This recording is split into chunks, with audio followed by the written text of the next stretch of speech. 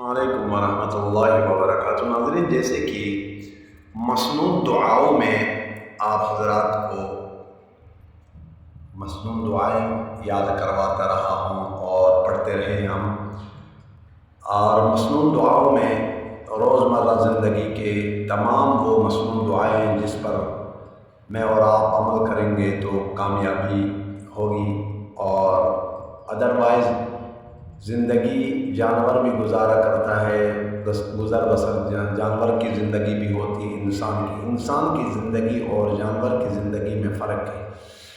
کھاتا انسان بھی ہے اور جانور بھی کھاتا ہے، ولیکن انسان کا کھانا اور جانور کے کھانے میں فرق ہوتا ہے۔ اسی طریقے سے یہ مسنون دعائیں وہ ہے جو انسان کے روزمرہ زندگی میں انسان اس پر عمل کرتا ہے۔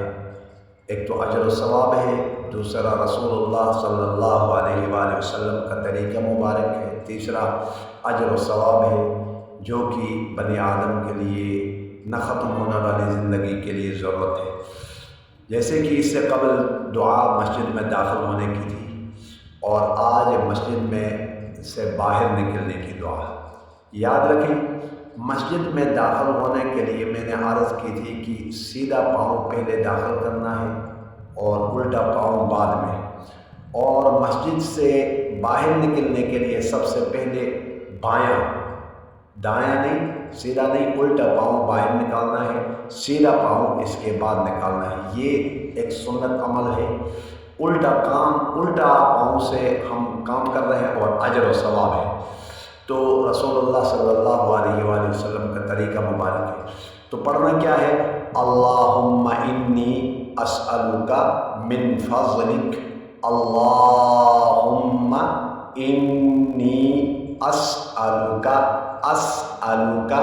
من فضلک، فا ضاد زبر فض، لام کاف زیر، لام زیر لی، کاف زبر کا ہے نا، اگر اسٹاپ کر لیں گے تو من فضلک، کاف کو ساکن کرنا ہے۔ اللہم انی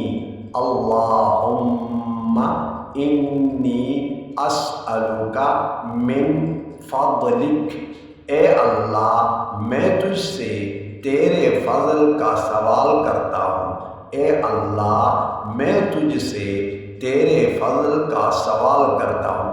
اور یاد رکھ لیں، ہر وہ عمل جو اچھا عمل ہے، اللہ کے فضل کے سوا انسان کچھ بھی نہیں کر سکتا۔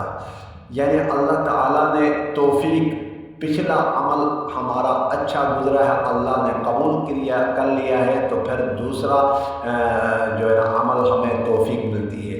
تو اللہ کے فضل کے سوا سارے دنیا کے معاملات کھوٹے سکہ ہیں۔ اگر اللہ کا فضل کسی کے ساتھ شامل حال نہ ہو تو بے مقصود ہے۔ تو اللہ تعالیٰ ہمیں توفیق عطا فرمائے کہ ہم یہ سنت مسنون دعائیں بھی یاد کریں، اس پر عمل پیرا ہو جائے۔ والسلام علیکم ورحمۃ اللہ وبرکاتہ۔